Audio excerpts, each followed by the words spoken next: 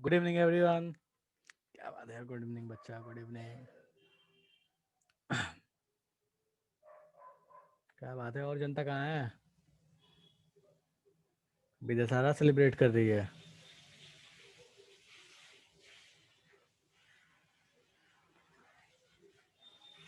चलो ठीक है, कोई बात नहीं। सो अपन क्लास स्टार्ट करते हैं फटाफट।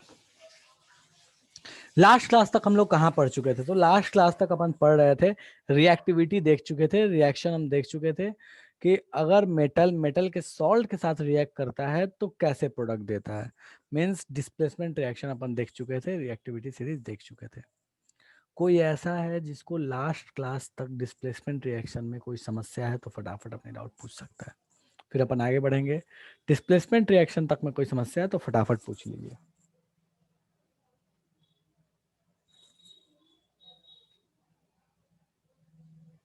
कोई दिख नहीं रहा है मेरे को। डिस्प्लेसमेंट रिएक्शन तक में अगर कोई समस्या है तो आप अपने डाउट पूछ लीजिए फटाफट।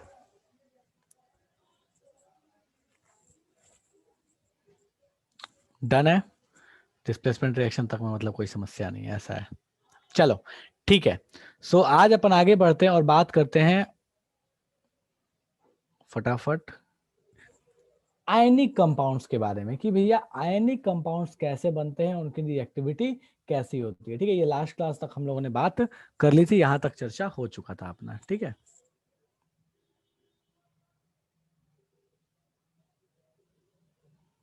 चलो। सो आज अपन आते हैं कि मेटल्स और नॉन मेटल्स आखिर रिएक्ट करते कैसे हैं। ऐसा क्या होता है कि भैया ये दोनों रिएक्ट कर जाते हैं, इनकी रिएक्टिविटी होती कैसे है, क्यों होती है इनकी रिएक्टिविटी, आज अपन इस पे बात करने वाले हैं। ठीक है, देखो, कोई भी मेटल नॉन मेटल रिएक्ट करता है तो उसके पीछे का एक मोटिव होता है। कोई भी दुनिया की कोई भी रिएक्शन है, उसका मोटिव होता है हमेशा स्टेबल होना। दुनिया में हर चीज क्या चाहता है? स्टेबल होना चाहता है। तो कोई भी जो रिएक्शन होती है वो रिएक्शन किस लिए होती है?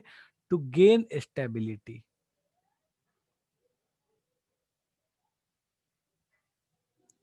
कोई भी रिएक्शन जो होती है वो क्यों होती है? स्टेबिलिटी पाने के लिए होती है। तो मेटल्स नॉन मेटल्स भी क्यों रिएक्ट करते हैं भैया? स्टेबल होने के लिए रिएक्ट करते हैं। और बात ये आती है कि भैया उनकी स्टेबिलिटी हम जज कैसे करेंगे, कैसे पता चला कि वो स्टेबल हुए या नहीं हुए? तो ये जो स्टेबिलिटी जज करने का जो पैरामीटर है, वो पैरामीटर बोलता है कि भैया स्टेबिलिटी तब मिलेगी किसी मेटल या नॉन मेटल को, स्टेबिलिटी तब मिलेगी जब वो अपने आउटर मोस्ट सेल में, तो मैं यहां लिख रहा हूं ध्यान देना, मेटल्स या नॉन मेटल कोई भी हो, will be stable bye achieving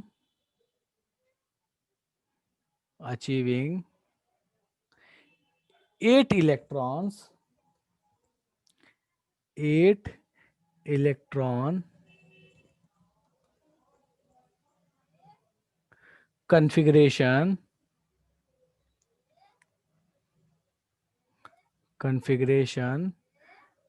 in outermost shell। अब इसका मतलब क्या हुआ? ये राम कथा क्या कहना चाहता है?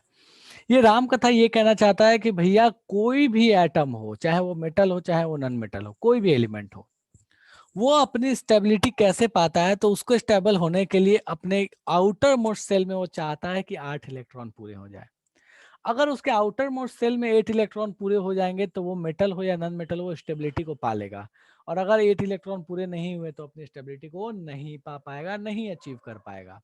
तो बेसिक फंडा क्या है? बेसिक फंडा है आउटर मोस्ट सेल में 8 इलेक्ट्रॉन को कंप्लीट करना। ठीक है, इसको बोलते हैं octet rule. This is known as octet rule.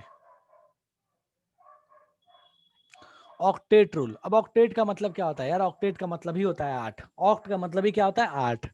ठीक है, तो ऑक्टेट रूल क्या कहता है? कहता है कि भैया किसी भी मेटल या नॉन मेटल के एटम को अगर स्टेबल होना है तो वो अपने आउटर मोस्ट सेल में अगर 8 इलेक्ट्रॉन कंप्लीट कर लेगा तो स्टेबल हो जाएगा।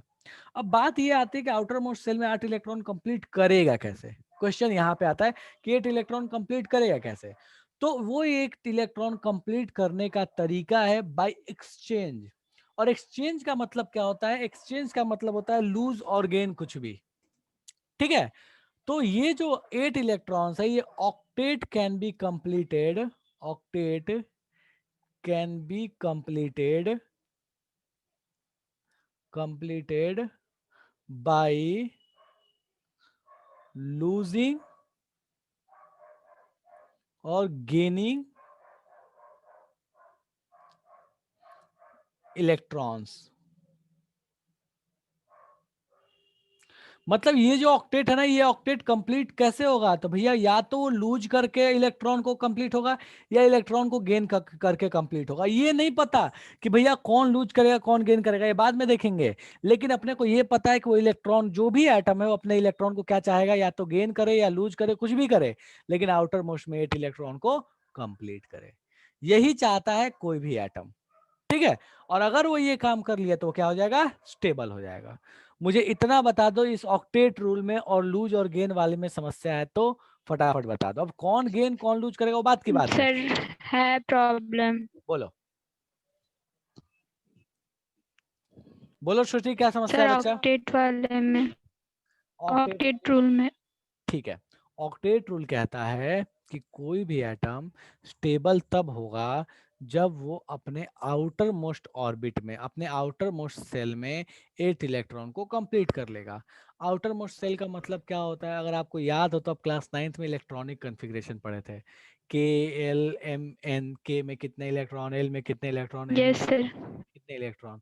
तो उसका जो सबसे बाहरी वाला सेल है, अगर उसमें वो 8 इलेक्ट्रॉन कंप्लीट कर लेगा किसी भी तरीके से, चाहे वो इलेक्ट्रॉन को लूज करके या गेन करके, जैसे भी कंप्लीट करना हो करे, अगर वो कंप्लीट कर लेता है तो हम बोलेंगे कि वो एटम स्टेबल हो गया, अदरवाइज वो स्टेबल नहीं है। चलेगा? चलेगा बच्चा? किसका डाउट था? श्रुति, चलेगा? Yes sir. चलो ठीक है। सर अगर उसके आखिरी सेल में 2 या फिर 3 इलेक्ट्रॉन है तो 2 या 3 रह जाए या है? इलेक्ट्रॉन रहते 2 या 3 है तो यार, हैं, मान लीजिए कि है। 2 हैं, ठीक है, मैंने मान लिया 2 है, तो कैसे करे? देखते हैं कैसे करेगा। 2 वाला, 3 वाला, 4 वाला, 5 वाला, सारे केसेस देखेंगे कैसे करेगा। बट कैसे करेगा वो अलग चीज है, वो बाद में देखेंगे। करना है, इसमें किसी को समस्या है तो बोलो कि हाँ ये नहीं समझ में आया कि क्यों करना है। To gain stability, simple. कैसे करेगा उस पर अब बात करेंगे, ठीक है। तो देखो, अब आउटर मोस्ट में कैसे इलेक्ट्रॉन कवर करेगा, वो कैसे 8 इलेक्ट्रॉन लेके आएगा आउटर मोस्ट में, एग्जाम्पल के थ्रू समझते हैं, ठीक है। मान लो कि मेरे पास सोडियम एटम है। सोडियम एटम का एटॉमिक नंबर होता है 11, इसका एटॉमिक नंबर होता है 11। अगर इसका कॉन्फ़िगरेशन देखोगे तो इसका कॉन्फ़िगरेशन लिखा जाता है, याद करो क्लास 9th, तो 281 इसका कॉन्फ़िगरेशन होता है, 8। ठीक है। अब इस भाई को इलेक्ट्रॉन आउटर मोस्ट में 8 कंप्लीट करना है। अब ये 8 कैसे कंप्लीट करे? ये इसको क्या करना पड़ेगा? ये जो आउटर मोस्ट तो थर्ड ऑर्बिट हो गया, और अगर इसको 8 इसमें कंप्लीट करना है तो क्या करेगा? 7 इलेक्ट्रॉन गेन करना पड़ेगा। एक उपाय, एक उपाय क्या है कि गेन कर ले 7 इलेक्ट्रॉन, गेन 7 इलेक्ट्रॉन, एक उपाय है।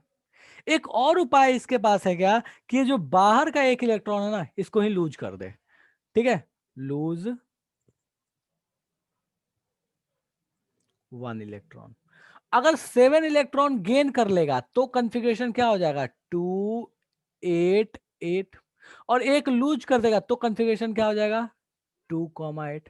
कोई बोल सकता है सर ये 1 के बजाय 0 लिखो, इस ऑर्बिट का क्या हुआ? यहाँ तो 1 था, आउटर मोस्ट ऑर्बिट खत्म हो गया, तो इसका मतलब ये ऑर्बिट तो रह गया ना, आउटर मोस्ट सेल तो यही काउंट होगा। नहीं, अगर किसी ऑर्बिट में इलेक्ट्रॉन नहीं है तो इसका मतलब ऑर्बिट भी नहीं है, क्योंकि ऑर्बिट कोई रास्ता नहीं है, जो रोड नहीं बना हुआ है पीसीसी का, कि भैया पीसीसी का रोड है उस पर चलना है इलेक्ट्रॉन को, नहीं। ऑर्बिट एक हाइपोथेटिकल जगह है जहां इलेक्ट्रॉन घूम रहा है। अब मुझे एक बात बताओ, मैं प्लूटो को गायब कर दूंगा, अगर जैसे वो सन के चारों तरफ घूमता है प्लूटो, प्लूटो को गायब कर दूंगा तो उसका ऑर्बिट रहेगा क्या? उस ऑर्बिट का कोई मतलब होगा? नहीं, उसका मतलब ही कुछ नहीं है। तो इसका मतलब क्या हुआ कि इस सोडियम के पास 2 ऑप्शन था, या तो 7 गेन करे या 1 लूज करे।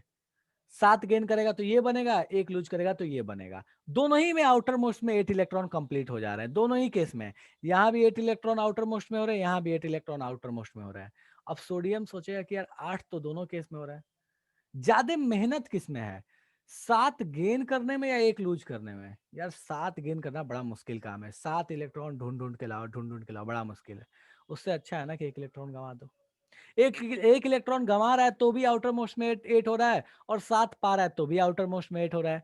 तो ये किस रास्ते को चूज करेगा? दुनिया चाहती है आसान रास्ता पे चलना, तो सोडियम क्या बोलेगा, भैया 7 इलेक्ट्रॉन को गेन करना ये मेरे बस की बात नहीं है, मैं 1 इलेक्ट्रॉन लूज करके अपना स्टेबल कॉन्फ़िगरेशन पा लूंगा।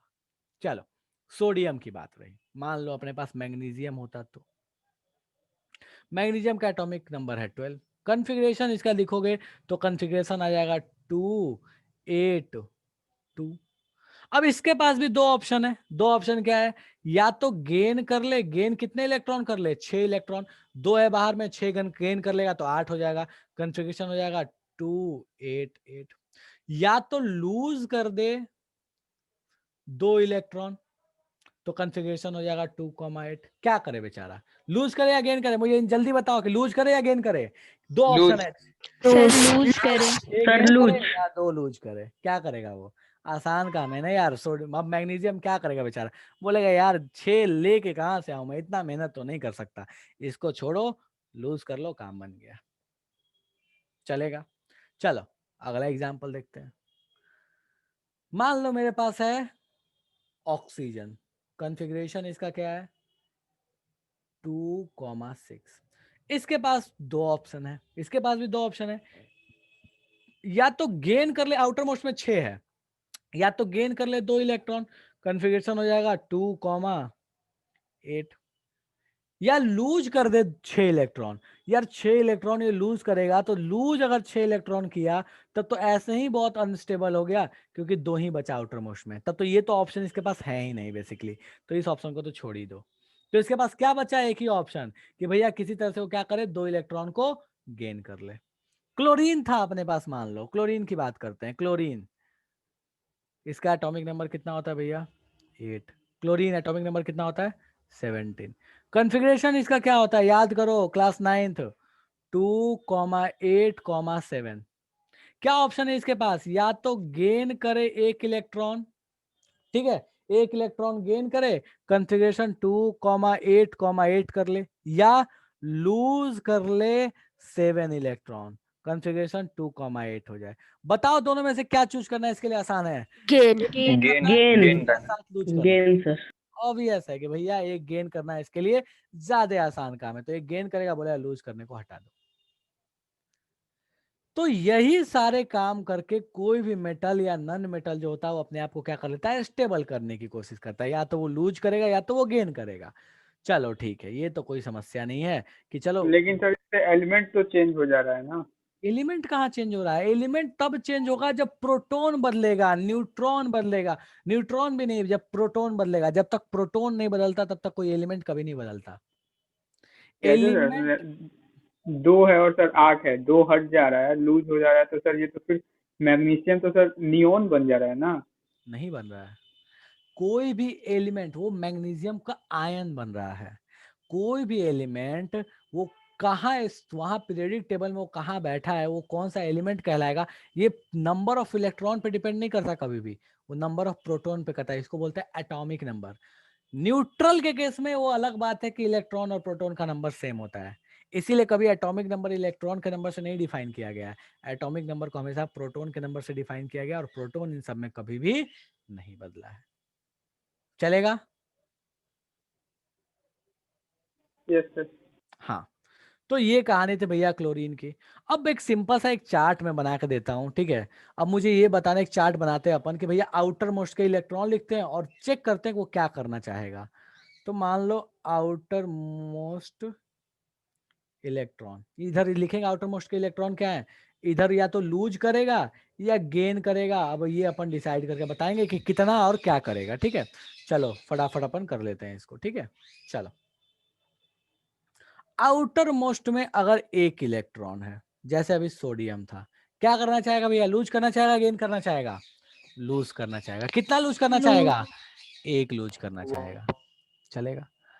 अगर आउटर मोस्ट में 2 इलेक्ट्रॉन है तो क्या करना चाहेगा, लूज करना चाहेगा। लूज करना चाहेगा। 3 हुआ तो भी क्या करना चाहेगा, लूज लूज। करने लूज। लगेगा। 4 हुआ तो क्या करेगा? लूज और गेन दो। नहीं नहीं, जब नहीं 4 करेगा। हो गया तो भैया 4 के केस में ये दोनों ही बराबर हो गए हैं, मतलब लूज और गेन दोनों कर सकता है। बाद में देखेंगे कि यहाँ पे क्या समस्या होगी, बट वो दोनों ही कर सकता है, वो लूज भी कर सकता है और गेन भी कर सकता है। ठीक है, चलो 5 अगर हुआ तो क्या करेगा? गेन। गेन कितने करेगा। करेगा? 5 और कितने गेन करेगा? 3। 3। 3। सॉरी उल्टा लिख दिया, इधर लिखना है। हाँ 3 गेन करेगा। 6 हुआ तो 2, 7 गेन करेगा हुआ तो 1, 1। 8 हुआ तो सोचना ही नहीं, 8 हुआ तो कोई रिएक्शन ही नहीं होगी, ऐसा हम मान के चलते हैं। ठीक है, मुझे इतना बता दो कि ये जो टेबल बना हुआ है, इस टेबल में किसी को समस्या है कि कितना लूज कितना गेन करेगा कौन, ये समझ में नहीं आया तो मुझे बता दो। कार्बन का केस छोड़ देना कि कार्बन में क्या होगा, वो कार्बन मतलब जब बाहर में 4 इलेक्ट्रॉन होंगे तो क्या होगा वो अपने को पता नहीं है, वो बाद में बात कर लेंगे अपन। बट इतने में किसी को समस्या है तो मुझे बता दो कि भैया इसमें से कोई चीज समझ में नहीं आई, ये जादू हो गया। हाँ जी, कोई ऐसी चीज है जो ये जो टेबल बना के लिखा कि कितना गेन और कितना लूज करेगा ये समझ में नहीं आया तो फटाफट बता दो। और अगर गौर फरमाओगे इन सब पे तो आपको दिखेगा ये कुछ नहीं है, ये जितने लूज और गेन है ना, ये सिंपली इनकी क्या है, वैलेंसी है।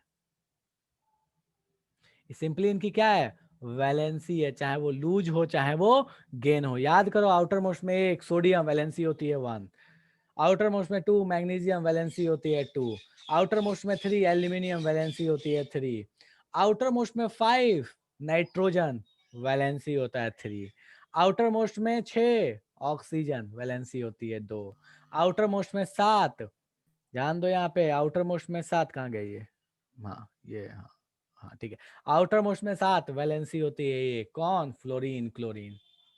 तो ये कुछ नहीं है कितना लूज या गेन कर रहा है, ये दोनों नंबर सिंपली क्या है, वैलेंसी है। मुझे इतना बता दो इस पूरी कहानी में कि कितना लूज करेगा, कौन लूज करेगा, कितना गेन करेगा, अगर वो कोई चीज समझ में नहीं आई तो जल्दी से बता दो, जल्दी से बता दो कोई ऐसा जिसको ये पूरा का पूरा कहानी समझ में नहीं आया कि लूज और गेन कौन कितना करेगा, ये समझ में नहीं आया आउटर मोस्ट कॉन्फ़िगरेशन के अकॉर्डिंग। चलेगा? चलेगा। अब बोला गया कि चलो भैया ठीक है, लूज और गेन की तो कहानी समझ में आ गई अपने को, इसमें कोई समस्या नहीं है, लेकिन बात यह है कि फिर सोडियम क्लोराइड आखिर बना था कैसे। ठीक है, कंपाउंड्स आखिर बने थे कैसे, अपना तो क्वेश्चन ये था। तो कंपाउंड्स आखिर कैसे बने, हाउ कंपाउंड्स फॉर्म्ड, कौन सा कंपाउंड, तो भैया ये आयनिक। चलो तो देखो, बोला गया कि भैया सोडियम और क्लोरीन जब मिलते हैं तो NaCl बनता है। कैसे? तो सबसे पहले वो एक काम करते हैं, वो काम ये करते हैं कि दोनों का कॉन्फ़िगरेशन लिखते हैं। तो भैया दोनों का जब कॉन्फ़िगरेशन लिखते हैं तो हमको पता है कि सोडियम का कॉन्फ़िगरेशन होता है 2,8,1, क्लोरीन का कॉन्फ़िगरेशन होता है 2,8,7। ठीक है, अब ये दोनों करते क्या है, कैसे NaCl बन जाता है? तो क्लोरीन कहता है कि देखो सोडियम भैया, आपके पास एक इलेक्ट्रॉन एक्स्ट्रा है जो अगर आप गंवा दोगे तो 2,8 का कॉन्फ़िगरेशन पाके स्टेबल हो जाओगे। मेरे पास एक इलेक्ट्रॉन की कमी है, बाहर में 7 ही इलेक्ट्रॉन है, अगर आप ये एक इलेक्ट्रॉन मेरे को दान कर दोगे तो मेरा भी 8 हो जाएगा, हम भी खुश हो जाएंगे, आप भी खुश हो जाइएगा। सोडियम कहता है यार बात तो ठीक ही बोल रहा है तुम। ठीक है, तो सोडियम रेडी हो जाता है और वो सोडियम अपना जो एक इलेक्ट्रॉन है वो डोनेट कर देता है, डोनेट कर देता है क्लोरीन को, अपना एक इलेक्ट्रॉन डोनेट करता है क्लोरीन को। जैसे ही एक इलेक्ट्रॉन डोनेट करता है तो सोडियम का कॉन्फ़िगरेशन हो जाता है 2,8 और क्लोरीन का कॉन्फ़िगरेशन हो जाता है 2,8,7। मुझे इतना बता दो कि ये जो नया कॉन्फ़िगरेशन लिखा है इसमें किसी को समस्या है तो। सोडियम ने एक इलेक्ट्रॉन डोनेट करके क्लोरीन को दे दिया तो सॉरी ये 8 हो जाएगा, माय बैड। सर यहाँ 8। हाँ ठीक है ठीक है 8 हाँ होगा हाँ ना। हाँ ठीक है। जरा सा इधर पेन नहीं इधर से उधर हुआ के बाद सर 8 होगा ना, ठीक है। तो 2,8 हो गया, ठीक है। यहां तक तो समस्या का समाधान हो गया, लेकिन बात ये आता है कि ठीक है ये तो समझ में आया हो गया, इन एटम्स के साथ हुआ क्या, तो अगर गौर फरमाओगे तो पहले से, अभी इधर देखो थोड़ा सा मैं साइड में लिख रहा हूं, सोडियम के साथ ऐसा कहानी था कि इसमें प्रोटॉन था 11, इलेक्ट्रॉन भी था 11। अगर इसने एक इलेक्ट्रॉन को गंवा दिया तो प्रोटॉन तो अभी भी 11 है, लेकिन जैसे ही इसमें से एक इलेक्ट्रॉन लूज हुआ है, 1 इलेक्ट्रॉन यहां से निकल गया, तो इलेक्ट्रॉन बच गया 10। प्रोटॉन पे चार्ज होता है +1, इलेक्ट्रॉन पे चार्ज होता है -1। तो पहले तो जो टोटल चार्ज था इस केस में, जब 11 थे तो टोटल चार्ज 0 था। अगर प्रोटॉन सेकंड केस में जब 11 प्रोटॉन और 10 इलेक्ट्रॉन हो गए तो चार्ज क्या हो जाएगा? बराबर 0 रहेगा या कुछ बदल जाएगा? बदल जाएगा। कैसे बदल जाएगा? +11 -10। तो भैया जो टोटल चार्ज आएगा वो टोटल चार्ज कितना हो जाएगा? +1। +1। कितना हो जाएगा भैया टोटल चार्ज? तो टोटल चार्ज क्या हो जाएगा? +1 हो जाएगा। इसका मतलब क्या हुआ कि ये जो सोडियम भैया थे, ये सोडियम भैया के ऊपर एक चार्ज आ चुका है जो कि +1 है। इसी तरह से क्लोरीन ने एक इलेक्ट्रॉन गेन कर लिया, तो इसमें प्रोटॉन जो थे वो 17 थे, लेकिन इलेक्ट्रॉन जो है वो 18 हो चुके हैं। इसका मतलब कि भैया ये क्लोरीन के ऊपर जो चार्ज है, इस क्लोरीन के ऊपर जो चार्ज है वो -1 आ चुका। मैं फिर से एक्सप्लेन कर रहा हूं, ध्यान देना, ठीक है? ध्यान दो यहाँ पे। प्रोटॉन पहले से सोडियम में 11 था, इलेक्ट्रॉन भी 11 था। प्रोटॉन पे चार्ज +1 होता है, इलेक्ट्रॉन पे चार्ज -1 होता है। अगर ये 11 दोनों थे तो +11 एंड -11 दोनों का सम कर लो यार, कुछ नहीं करना आपने, दोनों का बस सम कर लो। प्रोटॉन का चार्ज और इलेक्ट्रॉन का चार्ज सम कर लो। तो प्रोटॉन का चार्ज प्लस इलेक्ट्रॉन का चार्ज जैसे सम करोगे तो आपको क्या दिखेगा? 11 -11, तो ये हो गया 0। कब? जब 11 था तब। लेकिन अगर एक इलेक्ट्रॉन गंवा दिया तो अब कितने बचा प्रोटॉन पे? प्रोटॉन बचा तो 11 ही, लेकिन इलेक्ट्रॉन बचा है 10। इलेक्ट्रॉन बचा 10, प्रोटॉन बचा 11। तो अब भैया अगर आप चार्ज काउंट करने की कोशिश करोगे तो आपको क्या दिखेगा? 11 प्रोटॉन पे +11 और 10 इलेक्ट्रॉन पे -10। कितना चार्ज बचा? +1 बचा। इसका मतलब क्या हुआ कि सोडियम एटम पे चार्ज कितना बच जाएगा? +1 बच जाएगा। कब? जब वो एक इलेक्ट्रॉन गंवा चुका है। इसका मतलब जब ये सेकंड केस जब देखोगे कि एक इलेक्ट्रॉन गंवा चुका, तो सोडियम सोडियम नहीं रहा, वो सोडियम क्या बन गया? सोडियम +1। क्लोरीन ने एक इलेक्ट्रॉन गेन कर लिया, तो जैसे सोडियम ने एक गंवाया था तो उस पर प्लस आया था, सोडियम एक पा लेगा तो उस पर क्या आ जाएगा? एक इलेक्ट्रॉन एक्स्ट्रा है तो माइनस आ जाएगा, क्लोरीन के ऊपर आ जाएगा -1। मुझे इतना बता दो कि इस कॉन्फ़िगरेशन के साथ ये जो चार्जेज आए हैं, किसी को समस्या अभी भी समझ में नहीं आया तो फटाक से हैंड रेज कर दो। शिक्षा क्लियर है बच्चा? Yes sir. ठीक है। तो अब क्या हो गया, यहाँ पे ध्यान दोगे तो सोडियम के ऊपर प्लस और क्लोरीन के ऊपर माइनस। और हमें पता है कि प्लस और माइनस के बीच में क्या होता है? अट्रैक्शन होता है। और इसी अट्रैक्शन के वजह से ये Na+ और Cl- पास पास आ जाते हैं। Na+ का आयन और Cl- का आयन पास पास आ जाते हैं, और ये क्या बन जाता है अपना? NaCl बन जाता है। NaCl बन जाता है, मतलब एक Na और एक Cl साथ साथ। ठीक है, तो ये क्यों अट्रैक्ट हो गए? ये अट्रैक्शन दोनों के बीच में क्यों आया? इसलिए हुआ attraction. Attraction due to attraction between ions due to opposite charges, due to opposite charges on them। ठीक है, तो उनके ऊपर अपोजिट चार्जेस हैं, इस वजह से उनके बीच में अट्रैक्शन हुआ, और इस अट्रैक्शन की वजह से इन दोनों के बीच में एक बॉन्ड बन गया, और इसी बॉन्ड को हम क्या बोलते हैं? आयनिक बॉन्ड बोलते हैं। तो यही चीज क्या है? आयनिक बॉन्ड है। ठीक है, ये जो अट्रैक्शन है, इसी अट्रैक्शन के लिए हम बोलते हैं कि भैया इन दोनों के बीच में एक बॉन्ड बन गया, एक अंडरस्टैंडिंग हो गई कि दोनों साथ साथ रहेंगे, एंड इसी को हमने क्या नाम दे दिया? आयनिक बॉन्ड दे दिया, कि भैया ये क्या चीज है? आयनिक बॉन्ड है। दोनों के बीच का जो अट्रैक्शन है, उसे अट्रैक्शन को हमने बोल दिया ये क्या है? आयनिक बॉन्ड है। बिल्कुल, जो लूज करता है उसके ऊपर पॉजिटिव आता है, और जो गेन करता है उसके ऊपर निगेटिव आता है।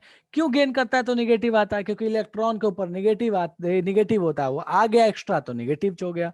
इलेक्ट्रॉन को लूज कर दिया तो प्रोटॉन का नंबर बढ़ गया, इसलिए उसके ऊपर क्या हो गया? पॉजिटिव हो गया। तो ये पूरी कहानी है NaCl के फॉर्मेशन की। मुझे इतना बता दो कि भैया किसको किसको ये खोपरे में नहीं गया, जादू हो गया। फटाफट बता दो कि भैया ये तो जादू हो गया, समझ में नहीं आया। हाँ जी, सर एक बार और बता दीजिए। चलो ध्यान दो। ठीक है, देखो फिर से बता रहा हूं, इसको ध्यान दो। Na बेचारा खुशी खुशी जी रहा था, इसके पास 2 8 एक इलेक्ट्रॉन बाहर में थे, एक इलेक्ट्रॉन बाहर में था। 2 8 7 क्लोरीन के पास था। क्लोरीन Na के पास आता है, कहता है भाई तुम्हारे पास बाहर में एक इलेक्ट्रॉन है, मेरे पास बाहर में 7 इलेक्ट्रॉन है। अब क्लोरीन के पास है 7, फ्लोरीन सोडियम के पास है 1। तो सोडियम को क्लोरीन कहता है कि एक काम करते हैं ना, दोनों म्यूचुअल अंडरस्टैंडिंग कर लेते हैं। क्या, कैसे? तो तुम अपना एक इलेक्ट्रॉन मुझे दे दो, तो तुम्हारे भी आउटर मोस्ट में 8 हो जाएगा। ये एक गंवा देगा तो आउटर मोस्ट में तो 8 ही हो गया, क्योंकि एक गंवा गया तो कुछ बचा नहीं, तो आउटर मोस्ट तो सेकंड वाला ही हो गया। क्लोरीन बोलता है कि मैं एक पालूंगा तो जो 7 था वो मेरा 8 बन जाएगा, तो मैं भी खुश हो जाऊंगा, तुम भी खुश हो जाओगे। ठीक है, जैसे सरकार बनती है ना, वैसे इन दोनों ने सरकार बना ली। ठीक है, जरा तुम कॉम्प्रोमाइज कर लो, जरा मैं कॉम्प्रोमाइज कर लेता हूँ, दोनों का काम हो जाएगा। ठीक है, तो दोनों ने क्या किया, 8-8 इलेक्ट्रॉन कंप्लीट कर लिए, दोनों खुश हो गए। अब जैसे ही दोनों 8-8 इलेक्ट्रॉन कंप्लीट किए, तो चूंकि सोडियम ने एक इलेक्ट्रॉन गंवाया था, तो उसके अंदर में नंबर ऑफ प्रोटॉन्स अभी भी 11 है, लेकिन इलेक्ट्रॉन 10 हो चुका है। इलेक्ट्रॉन पे होता है -1, प्रोटॉन पे होता है +1, तो टोटल चार्ज देखो, इलेक्ट्रॉन के ऊपर जो होता है -1 तो -10 इलेक्ट्रॉन की वजह से, प्रोटॉन के ऊपर +1 तो उसके कारण 11, 11 - 10 हो गया +1। मतलब सोडियम के ऊपर क्या हो गया कि भैया +1 चार्ज चढ़ गया। क्यों? क्योंकि उसने एक इलेक्ट्रॉन गंवाए। कुछ नहीं, ऐसे सिंपल ध्यान रखो, जितना गंवाएगा उतना प्लस लगेगा। क्लोरीन ने एक पाया है। क्लोरीन की कहानी क्या थी, पहले से इस पे प्रोटॉन कितने थे, 17, एक इलेक्ट्रॉन भी कितने थे, 17, दोनों मिलके क्या हो जाता था, चार्ज 0। बाद में प्रोटॉन तो 17 ही है, लेकिन इलेक्ट्रॉन हो चुका है 18, क्योंकि एक इसने गेन कर लिया। -18 + 17 -1, -1, इसका मतलब क्या हुआ कि क्लोरीन के ऊपर एक चार्ज आ चुका है, और दैट इज -1। अब क्लोरीन पे -1 है और सोडियम पे +1 है, और हमको पता है कि प्लस माइनस एक दूसरे को अट्रैक्ट करते हैं। दोनों एटम्स जो हैं, बेसिकली जो आयन बन चुके हैं, वो एक दूसरे के पास आ गए, एक दूसरे के पास आके खुशी खुशी रहने लगे। जब एक दूसरे के पास आ गए तो हम बोले कि भैया ये क्या बन गया, अपना NaCl बन गया। और जब एक दूसरे के पास आए हैं तो उसका जो रीजन है वो है क्या, दोनों का चार्ज। दोनों का चार्ज अगर ध्यान दोगे तो चार्ज आया क्यों, आयन के वजह से आया है। आयन बना तभी तो चार्ज आया, तो आयन के वजह से वो चार्ज आया है। इसलिए हम बोलते हैं कि यहाँ पे एक बॉन्ड एग्जिस्ट कर गया, दैट इज आयनिक बॉन्ड। क्यों वो आयनिक बॉन्ड कहा गया, क्योंकि जब आयन बना तभी जाके वो बॉन्ड बन पाया। अगर आयन Na+ और Cl- आयन नहीं बनते तो ये दोनों कभी पास पास नहीं आते, इनके बीच में कभी बॉन्ड नहीं बनता। तो आयन की वजह से ये बॉन्ड बना है, इसलिए हम इस बॉन्ड को क्या बोलते हैं, आयनिक बॉन्ड। है क्या, बेसिकली अट्रैक्शन है एक पॉजिटिव और नेगेटिव चार्ज के बीच में। चलेगा? कोई ऐसा जिसको अभी भी भेजे में नहीं गया, कोई ऐसा जिसको अभी भी जादू हो गया, समझ में नहीं आया? हाँ बिल्कुल अंशु, अगर इलेक्ट्रॉन डोनेट करेगा तो पॉजिटिव चार्ज आएगा, इलेक्ट्रॉन एक्सेप्ट करेगा तो नेगेटिव चार्ज आएगा। चलेगा?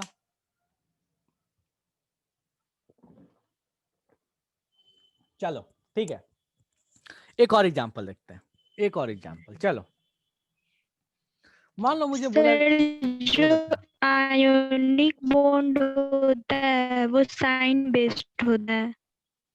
साइन बेस्ड होता है, किस मैटर में बोल रहे हो, ये जो प्लस माइनस लगाए हो ये बोलना चाहते हो?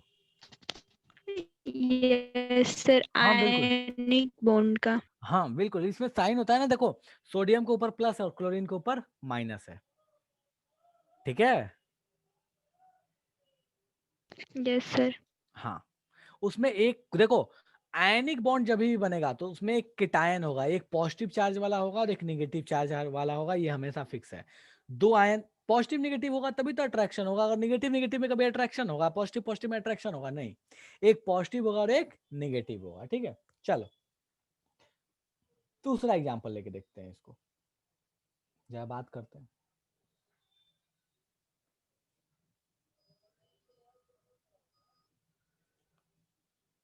Formation of MgO, magnesium oxide को देखते हैं। मैग्नीशियम का अगर कॉन्फ़िगरेशन देखोगे तो मैग्नीशियम का कॉन्फ़िगरेशन क्या होता है भैया, 2,8,2। ऑक्सीजन का कॉन्फ़िगरेशन क्या है, तो भैया अपने को पता है कि ऑक्सीजन का कॉन्फ़िगरेशन जो है, मैं इधर ऐसे लिख रहा हूँ थोड़ा उल्टा करके, कि 2,6 होता है, ठीक है? अब होगा क्या, दिख रहा है कि भैया ये 2,6 है। ऑक्सीजन क्या बोलेगा, भाई तुम्हारे पास 2 इलेक्ट्रॉन है, वो दोनों मेरे को दान दे दो ना। तो ये 2 इलेक्ट्रॉन इसके पास चले जाएंगे, 2 इलेक्ट्रॉन चले जाएंगे इसके पास, ठीक है, ऑक्सीजन के पास। जैसे 2 इलेक्ट्रॉन ऑक्सीजन के पास गए तो मैग्नीशियम 2 इलेक्ट्रॉन से कम हो गया, मतलब इसके ऊपर +2 चार्ज आ जाएगा। कॉन्फ़िगरेशन इसका क्या हो गया, 2,8। ऑक्सीजन 2 इलेक्ट्रॉन गेन करके 2 माइनस हो जाएगा और इसका चार्ज क्या आ जाएगा, इसके ऊपर चार्ज आ जाएगा -2, इसका कॉन्फ़िगरेशन हो जाएगा 2,8। खेल खत्म। दोनों के आउटर मोस्ट में 8 इलेक्ट्रॉन हो गए। अब अपने पास बन जाएगा दोनों के बीच में बॉन्ड। ये मैग्नीशियम +2 वाला और ऑक्सीजन -2 वाला दोनों अट्रैक्ट हो जाएंगे एक दूसरे के पास, और एक मैग्नीशियम और एक ऑक्सीजन अट्रैक्ट हुआ तो अपने पास बॉन्ड कंपाउंड क्या बन जाएगा, MgO बन जाएगा। मैग्नीशियम पे क्या है, +2 है और ऑक्सीजन पे -2 है। लेकिन क्या हमेशा ऐसा होगा क्या कि ये जितना गेन करेगा उतना ही ये लूज करे? क्या कोई भी दोनों जो है वो जितना गेन करे दूसरा उतना ही लूज करे, ऐसा जरूरी तो है नहीं। तो हो सकता है कि ये वैसा बैलेंस ना बने। मान लो फॉर एग्जांपल अपने को दे दिया कि चलो ज्यादा भारी भरकम नहीं, मुझे यही बता दो कि कैल्शियम क्लोराइड कैसे बनेगा। किसी ने बोल दिया भैया कैल्शियम क्लोराइड आप तो बना के दिखा दो, CaCl2 कैसे बनेगा। चलो भैया देखते हैं कि CaCl2 कैसे बनेगा। कैल्शियम का कॉन्फ़िगरेशन देखते हैं क्या होता है। तो कैल्शियम का कॉन्फ़िगरेशन हो जाता है अपने पास 2,8,8,2। क्लोरीन का कॉन्फ़िगरेशन क्या होता है, तो अपने को पता है कि भैया क्लोरीन का कॉन्फ़िगरेशन होता है 2,8,7। अब क्या होगा, तो यहां ध्यान दोगे तो अपने को क्या दिखेगा कि यार कैल्शियम के पास 2 इलेक्ट्रॉन है, क्लोरीन को तो एक ही चाहिए। फिर क्या करें, तो क्लोरीन बोलता है ना कि तू चिंता मत करो कैल्शियम, हम तुमको स्टेबल जरूर बनाएंगे, हम 2 एटम आ जाएंगे। तो एक क्लोरीन यहाँ काम नहीं करेगा, यहाँ 2 क्लोरीन आ जाएगा और दोनों क्लोरीन क्या करेगा, एक एक इलेक्ट्रॉन दोनों ही ले लेगा। तो ये जो 2 इलेक्ट्रॉन थे, इन 2 इलेक्ट्रॉन में से क्लोरीन बोलेगा कि भैया एक इलेक्ट्रॉन ऊपर वाला बोलेगा एटम कि मुझे दे दो, और एक इलेक्ट्रॉन मेरे भाई को दे दो, दोनों को एक एक इलेक्ट्रॉन दे दो। एक इलेक्ट्रॉन का ट्रांसफर यहाँ हो गया 1 इलेक्ट्रॉन का, और 1 इलेक्ट्रॉन का ट्रांसफर यहाँ हो गया। जैसे ही दोनों को एक एक इलेक्ट्रॉन का ट्रांसफर हो गया तो अपने पास कहानी कैसी बन चुकी है, तो गौर फरमाओगे तो दिखेगा क्या कि ये जो कैल्शियम है ये कैल्शियम +2 बन चुका है। कॉन्फ़िगरेशन इसका हो गया 2,8,8। और ये जो दोनों क्लोरीन है, ये दोनों क्लोरीन जो है ये एक एक इलेक्ट्रॉन गेन करके Cl- बन चुके हैं। और दोनों का ही कॉन्फ़िगरेशन क्या हो जाएगा, तो दोनों का कॉन्फ़िगरेशन हो जाएगा 2,8,8 और इसका भी हो जाएगा 2,8,8। अब यहाँ पे क्या हुआ, तो अपने को दिख रहा है कि एक कैल्शियम ने 2 क्लोरीन एटम को बोला कि भैया तुम दोनों का तो मैं काम कर दूंगा, तुम दोनों का इलेक्ट्रॉन मैं पूरा कर दूंगा।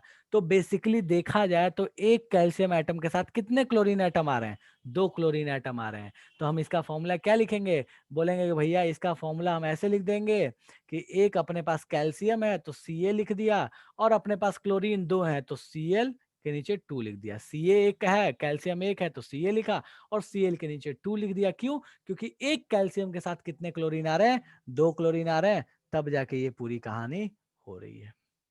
मुझे इतना बता दो कि भैया ये जो लास्ट के 2 एग्जाम्पल किए इसमें कोई चीज जो जादू हो गई हो, कि MgO कैसे बना और CaCl2 कैसे बना, ये अपने समझ में नहीं आया। बचपन में याद करोगे तो 9th क्लास में वैलेंसी क्रॉस मल्टीप्लाई सिखाया गया था। देखो यही फॉर्मूला आता, कैल्शियम की वैलेंसी 2, क्लोरीन की वैलेंसी 1, क्रॉस मल्टीप्लाई करोगे तो क्या बन जाएगा, CaCl2 बन जाएगा। चलेगा, डन है, यस सर। चलो ठीक है। एक थोड़ा सा मैं अच्छा सा एग्जांपल दे रहा हूं, ठीक है, इसको सोच के बताना ये कैसे होगा। अगर एल्यूमिनियम और ऑक्सीजन ये कंबाइन होना चाहे तो कैसे होंगे, ये सोच के बताओ मुझे। एल्यूमिनियम का कॉन्फ़िगरेशन लिख दे रहा हूं मैं 2,8,3, और ऑक्सीजन का आपको पता है 2,6। अब ये दोनों क्या करें, कैसे कंबाइन हो, इन दोनों के लिए क्या जुगाड़ लगाया जाए। 8-8 तो कंप्लीट करना ही है।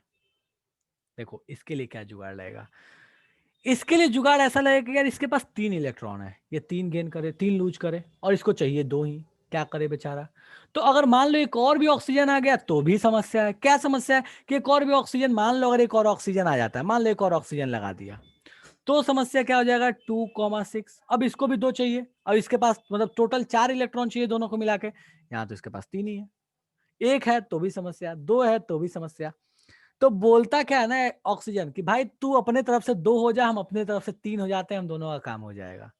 तू अपनी तरफ से 2 हो जा, हम अपनी तरफ से 3 हो जाते हैं, अब दोनों का काम हो जाएगा। कैसे, तो देखो एक और एल्यूमिनियम ले लिया, इसका भी कॉन्फ़िगरेशन हो गया 2,8,3 और एक और ऑक्सीजन ले लिया, इसका कॉन्फ़िगरेशन हो गया 2,6। अब देखो पूरा एल्यूमिनियम, दो एल्यूमिनियम मिलकर कितने इलेक्ट्रॉन लूज कर सकता है? 3 यहां और 3 यहां, 6। और 3 ऑक्सीजन मिलकर कितना इलेक्ट्रॉन गेन करेगा? 2 2 2 6। मतलब जितना यहां लूज उतना यहां गेन। काम बन गया। मुझे फटाफट बता दो ये समझ में आया या नहीं आया? जादू हो गया, जल्दी बोलो। ये 6 लूज करेगा और ये 6 क्या कर लेगा? गेन कर लेगा। काम खत्म। देखो प्रियंका ध्यान दो बच्चा, ये 3 लूज करता कोई फायदा नहीं होता। 3 लूज करता तो ये ऑक्सीजन का पेट नहीं भरता। बोलता यार 3 लूज करोगे तो एक्सेस हो जा रहा है, ये 3 तो गेन नहीं कर सकता। और इसको लूज तो तीनों करेगा ना, स्टेबल होना है तो भैया लूज तो तीनों करेगा। बोलेगा ऑक्सीजन तुम ही बड़ी चालाक हो, तुम स्टेबल, हम बेवकूफ थोड़ी है कि हम अनस्टेबल रहे हैं। तो बोलता क्या है, ऑक्सीजन एक काम करते हैं, हम 3 आ जाते हैं और तुम 2 हो जाओ। तुम 2 मिलके 6 इलेक्ट्रॉन गवाओगे और हम 3 मिलके 6 इलेक्ट्रॉन ले लेंगे। दोनों का काम बन जाएगा। 2 इलेक्ट्रॉन ये लेगा, 2 इलेक्ट्रॉन ये लेगा, 2 इलेक्ट्रॉन ये लेगा, 3 ये गवाएगा, 3 ये गवाएगा। तो टोटल ये जो दोनों मिलके लूज करेंगे वो कितने लूज करेंगे? 6 इलेक्ट्रॉन्स। और ये सारे मिलके कितने गेन करेंगे? 6 इलेक्ट्रॉन्स। 2 2 2, खेल खत्म। अब जैसे ही ये होगा तो एल्यूमिनियम की कहानी क्या हो जाएगी? एल्यूमिनियम +3 अपने पास 3 इलेक्ट्रॉन गंवा चुका है, 2 हो जाएंगे। तो एल्यूमिनियम +3 अपने पास हो गया 2, 2,8 2,8। और अपने पास ऑक्सीजन कितना हो गया? मैं फिर से बता रहा हूं, ध्यान देना। ऑक्सीजन क्या हो गया? ध्यान दो, 3 ऑक्सीजन हो चुके हैं। ठीक है, सब पे 2 माइनस 2 माइनस 2 माइनस। ठीक है, और कॉन्फ़िगरेशन इनका क्या हो चुका है? 2,8, सॉरी 2,8 2,8 2,8। पूरा पूरा कंपाउंड क्या बन चुका है? तो 2 एल्यूमिनियम 3 ऑक्सीजन। तो एल्यूमिनियम 2 है तो हमने बोला कि भैया एल्यूमिनियम के नीचे 2 लिखो, ऑक्सीजन 3 है तो 3 लिखो, अपना कंपाउंड बन के रेडी हो गया। फिर से बता रहा हूँ, ध्यान देना, ये अच्छा केस है थोड़ा। ठीक है, इसको ध्यान दो। ठीक है, एल्यूमिनियम के आउटर मोस्ट में 3 इलेक्ट्रॉन है। यार वो 3 इलेक्ट्रॉन ऑक्सीजन को कैसे देगा? मुझे ये बताओ ना, कैसे देगा? अगर 3 इलेक्ट्रॉन ऑक्सीजन को देने जाता है तो ऑक्सीजन बोलता है हमको तो 2 ही चाहिए।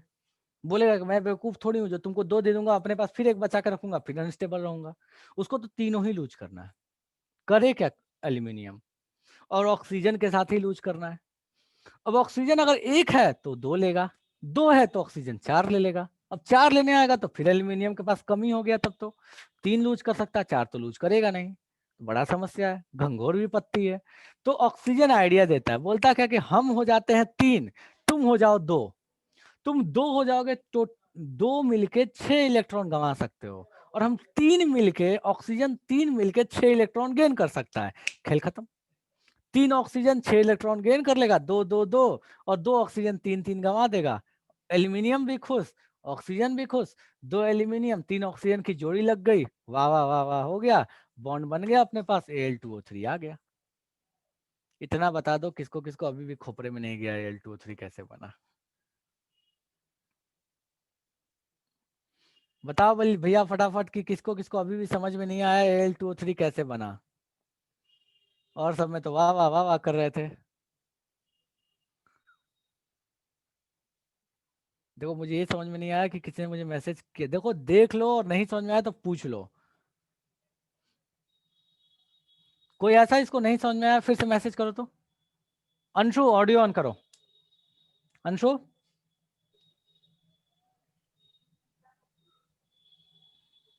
अंशु आवाज आ रही है मेरी? Yes sir. चलो, एल्यूमिनियम को कितना गंवाना है? एल्युमिनियम को 3। ऑक्सीजन को कितना चाहिए? 2। मंडवाली कैसे होगा? देखो एल्यूमिनियम गंवाएगा तो तीनों गंवाएगा, और ऑक्सीजन गेन भी करेगा तो 2 गेन करेगा। एक ऑक्सीजन एक एल्यूमिनियम में काम बनेगा? No sir. क्यों? एल्यूमिनियम को 3 गंवाना है, ऑक्सीजन को 2 चाहिए। अगर एल्यूमिनियम 3 गंवाने आएगा तो ऑक्सीजन 3 ले नहीं पाएगा, मामला गड़बड़ हो गया। चलो 2 ऑक्सीजन ले लेंगे तो काम होगा अंशु। सर तो एल्युमिनियम में 5 हो जाएगा सर। एल्यूमिनियम में 5 कैसे हो जाएगा? मैं ऑक्सीजन की बात कर रहा हूँ कि अगर मान लो मेरे पास 2 ऑक्सीजन आइटम ले ले तो काम होगा। एल्यूमिनियम 3 गंवाएगा, लेकिन ऑक्सीजन 2 ऑक्सीजन आइटम को कितने इलेक्ट्रॉन चाहिए होंगे? 4 चाहिए होंगे ना। 4। यस काम सर। बनेगा क्या? नहीं बनेगा। Yes sir. अच्छा 3 ऑक्सीजन एटम ले लूंगा तो उसको कितना इलेक्ट्रॉन चाहिए होगा? 6। Yes sir. और अगर एल्यूमिनियम 2 ले लूंगा तो वो कितने इलेक्ट्रॉन गंवाने में कैपेबल है? 6। Yes sir. एक 3 और एक 3 तो टोटल कितने इलेक्ट्रॉन गंवा सकता है? 6। मुझे ये 6। बता मेरे भाई कि एल्यूमिनियम टोटल अब कितने गंवा रहा है? 6। ऑक्सीजन यस कितना सर। पा रहा है? 6। मंडवाली हो गया। Yes sir. कितने कितने मंडवाली हुआ? तो एल्यूमिनियम का 2 और ऑक्सीजन का 3, तो फॉर्मूला क्या बन गया? Al2O3। अब समझ में आया? Yes sir. टोटल कितने इलेक्ट्रॉन एक्सचेंज हुए भैया? 6 इलेक्ट्रॉन एक्सचेंज हुए, तब जाके ये काम बना है। कोई ऐसा जिसको अभी भी समझ में नहीं आया है? कोई ऐसा सर एक जिसको बार अभी? और बता दीजिए। कौन है भाई? कौन है? कौन बोल रहा है? एक और बता दीजिए। तो मैं राघवेंद्र। राघवेंद्र, एल्यूमिनियम के पास कितने आउटर मोस्ट में है? 3 ऑक्सीजन के पास कितने आउटर मोस्ट में है? सर, उसके पास 8 है। 6 है मेरे भाई। नो सर, 3 है। आउटर मोस्ट में 6 है, ठीक है। 2 और 6 होता है कॉन्फ़िगरेशन, देख बड़े बड़े अक्षरों में लिखा है। हाँ हाँ सर, 6 है। ठीक है। ऑक्सीजन के पास 6 है, एल्यूमिनियम के पास 3 है आउटर मोस्ट में। एल्यूमिनियम को कितना कमाना है? एल्यूमिनियम को सर 3। ऑक्सीजन को कितना पाना है? सर ऑक्सीजन को सर 5। अरे बाहर में 6 है तो 5 कैसे चाहिए होगा? 2 चाहिए होगा ना 8 कंप्लीट करने के लिए। Yes sir, 2। हाँ। तो बाहर में 6 तो उसको 2 चाहिए और एल्यूमिनियम को 3 गंवाना है। कैसे मंडवाली करे यार, क्या करें? एक ऑक्सीजन लेंगे तो काम बनेगा? एक ऑक्सीजन एक एल्यूमिनियम ले लेंगे तो? No sir. क्यों? क्योंकि एल्यूमिनियम 3 गंवाएगा और ऑक्सीजन 3 इलेक्ट्रॉन रख नहीं पाएगा, वो अनस्टेबल हो जाएगा। तो दोनों में तो कोई एक अनस्टेबल हो ही जाएगा, मामला गड़बड़ हो गया। हमको दोनों स्टेबल करना है। 2 ऑक्सीजन लेंगे तो काम होगा राघवेंद्र? नहीं। No sir, 2। क्यों? सर क्योंकि समझ 2। में नहीं आ रहा है, 2 लेंगे। अरे भाई क्या समझ में नहीं आ रहा है कि 2 कैसे लेंगे, यही समझ में नहीं आ रहा है। Yes sir. अरे मेरे भाई जब ये CaCl2 समझ में आ गया था। यस सर, ये तो समझ में आ गया। तो भैया जैसे Cl2 लिया था ना, क्योंकि कैल्शियम को 2 लूज करना था तो 2 Cl को एक लूज करके काम बना लिया। Yes sir. तो उस तरह से ऑक्सीजन 2 नहीं ले सकते हैं। ले सकते हैं सर। तो वही मैं बोल रहा हूँ कि जैसे ऑक्सीजन 2 ले सकते हैं, तो मैंने 2 ऑक्सीजन लेके ट्राई किया। तो 2 ऑक्सीजन लूंगा अगर, तो एल्यूमिनियम को तो 3 गंवाना है, लेकिन 2 ऑक्सीजन से काम चलेगा एल्यूमिनियम का? 2 ऑक्सीजन को 3 गंवा देगा वो? No sir. 3 गंवाएगा। 2 ऑक्सीजन को तो 2 चाहिए। ऑक्सीजन खुश होगा नहीं होगा ना, उसको तो 4 चाहिए होगा। 2 ऑक्सीजन अगर ले लेंगे तो टोटल काम यस गड़बड़ सर। हो गया। अगर ऑक्सीजन 3 ले लें तो टोटल कितने ऑक्सीजन को इलेक्ट्रॉन चाहिए? तीनों को 2 चाहिए। यस सर, 2 हो मतलब जाएगा फिर। तो कितना चाहिए होगा? 6। Yes sir.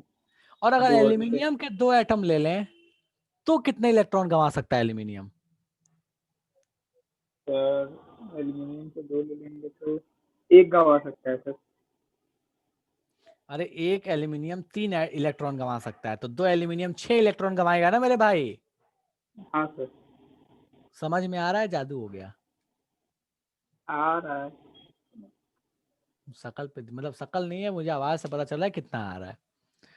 अरे मेरे भाई एल्यूमिनियम के एक एटम कितना इलेक्ट्रॉन गंवाएगा मेरे भाई, ये बता। एक एटम कितना इलेक्ट्रॉन गंवा सकता है? 3।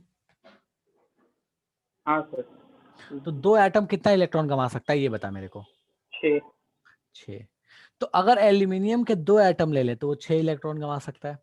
ऑक्सीजन के यस सर। 3 एटम ले ले तो वो 6 इलेक्ट्रॉन गेन कर सकता है। इसका मतलब अपना काम बन गया। कैसे काम बन गया? कि एल्यूमिनियम के 2 ले लो, ऑक्सीजन के 3 ले लो, वो 6 गंवाएगा, ये 6 पालेगा, काम बन जाएगा। अब भेजे में गया? यस सर, चला गया। ठीक है। तो 2 एल्यूमिनियम 3 ऑक्सीजन, फॉर्मूला क्या बन गया? Al2O3। तो थोड़ा सा एक बस ऊपर गए सब।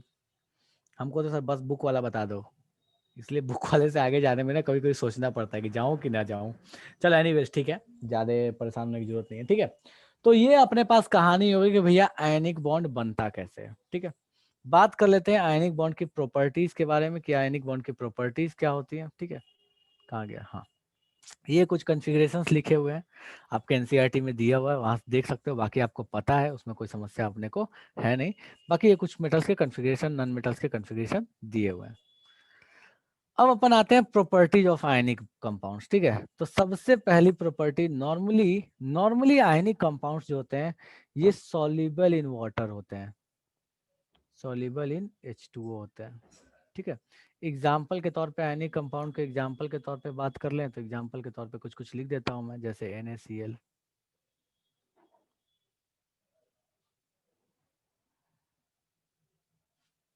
KBr,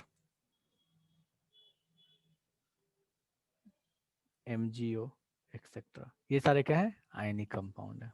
ठीक है, दूसरी चीज, आयनिक कंपाउंड की नॉर्मली मेल्टिंग और बॉइलिंग पॉइंट बहुत हाई होती है, melting and boiling point are very high. Normally ionic compound की मेल्टिंग और बॉइलिंग पॉइंट काफी ज्यादा होती है। ठीक है, तीसरा केस, यूजुअली ये क्रिस्टल्स फॉर्म में होते हैं। क्रिस्टल्स मतलब समझ लो ऐसे जैसे जैसे नमक को देखते हो ना, छोटे छोटे छोटे छोटे छोटे दानेदार टाइप का, ऐसे फिलहाल के लिए समझ लो। ठीक है, तो यूजुअली ये क्रिस्टल्स फॉर्म में होते हैं। बाकी क्रिस्टल्स को बहुत डिटेल्स में बाद में पढ़ोगे, बट अभी के लिए फिलहाल समझ लो कि क्रिस्टल्स वो दानेदार टाइप की कोई चीज होती है। ठीक है, यूजुअली फॉर्म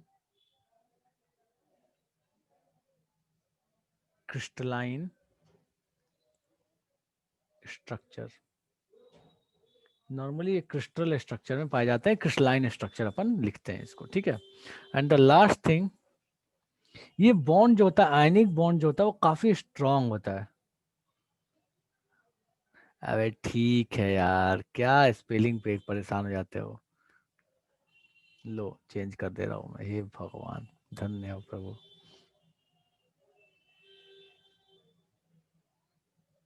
ठीक है, चलो, वो तो MPBP नहीं लिखा, वही दे रहे।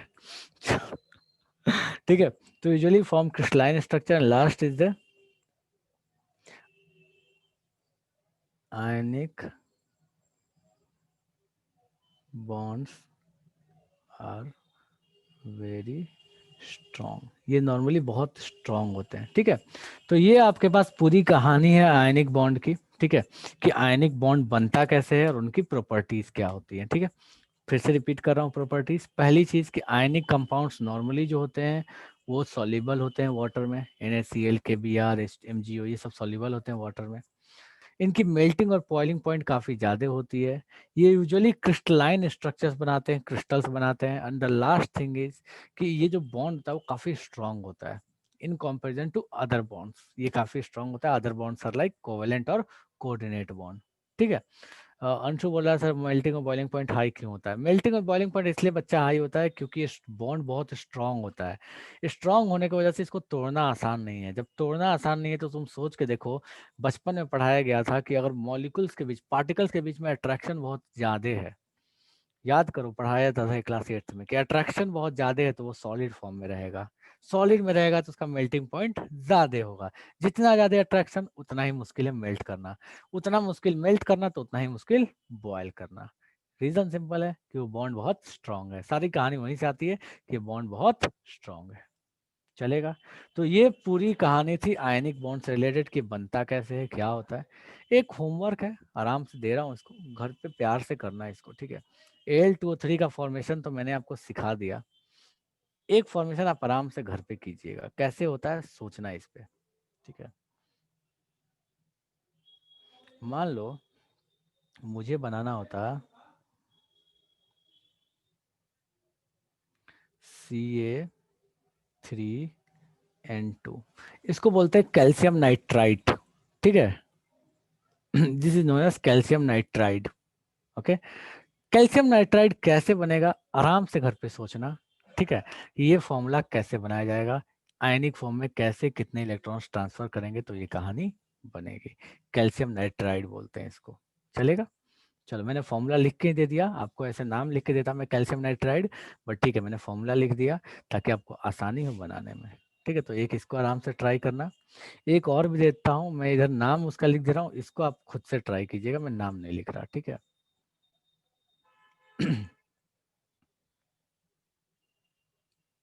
Sodium sulphide. Sodium sulphide is, ये दोनों, ये जो कंपाउंड बनेगा ये बनेगा Na और S के बीच में, ठीक है।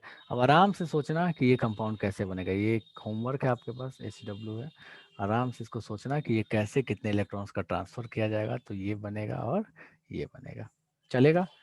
इतना बता दो कि भैया कोई चीज जो समझ में नहीं आई है, और इसको फटाफट नोट डाउन कर लो। चलो शुरू हो जाओ, इसको फटाफट नोट डाउन करो, ये पूरी कहानी आप नोट डाउन कर लो, ठीक है। और इस चैप्टर का द एंड हो चुका है आपके CBSE के सिलेबस के अकॉर्डिंग। CBSE बोलती है कि भैया इसके आगे की चीज आपको इस साल नहीं पढ़ना है। ऐसा नहीं है कि मैं पढ़ाऊंगा नहीं, बिल्कुल पढ़ा दूंगा, लेकिन अभी नहीं पढ़ाऊंगा, जब एक बार सिलेबस खत्म हो जाएगा तब। मतलब केमिस्ट्री का आपका प्रॉपर जो इस साल के बोर्ड के अकॉर्डिंग सिलेबस है वो एक बार खत्म हो जाए, फिर जाके आपको मैं जो बचा हुआ सिलेबस है वो मैं बता दूंगा।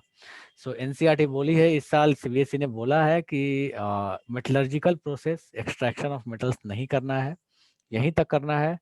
सो यहाँ तक हमने कर लिया है, आगे का चैप्टर स्टार्ट करेंगे नेक्स्ट क्लास में।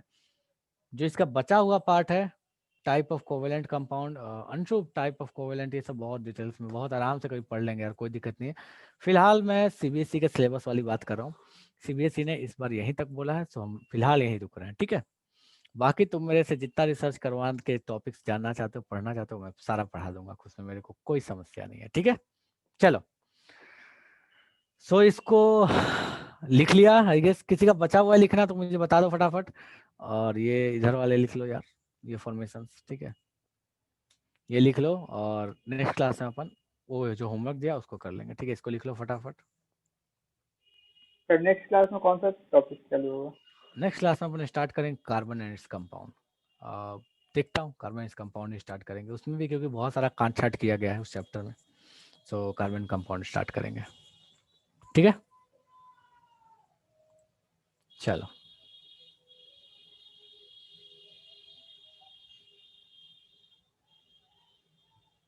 सीक्वेंस से अपन चलेंगे यार, कोई सीक्वेंस चेंज नहीं कर रहे हैं अपन, आराम से सीक्वेंस से चलेंगे। डन है, किसी का बचा हुआ है लिखना, कोई ऐसा जिसका बचा हुआ है लिखना तो बता दो भाई। ग्रुप में मैं PDF नहीं डालूंगा, ये मैं अभी क्लियर कर दे रहा हूँ, ठीक सर है। एक बार होमवर्क शो करें। दिखा दे रहा हूँ मैं होमवर्क। हाँ, अगले क्लास में पहले होमवर्क डिस्कस होगा, फिर आगे की कहानी पे बात करेंगे, ठीक है। चलो, आयुषी बोले PDF क्यों नहीं?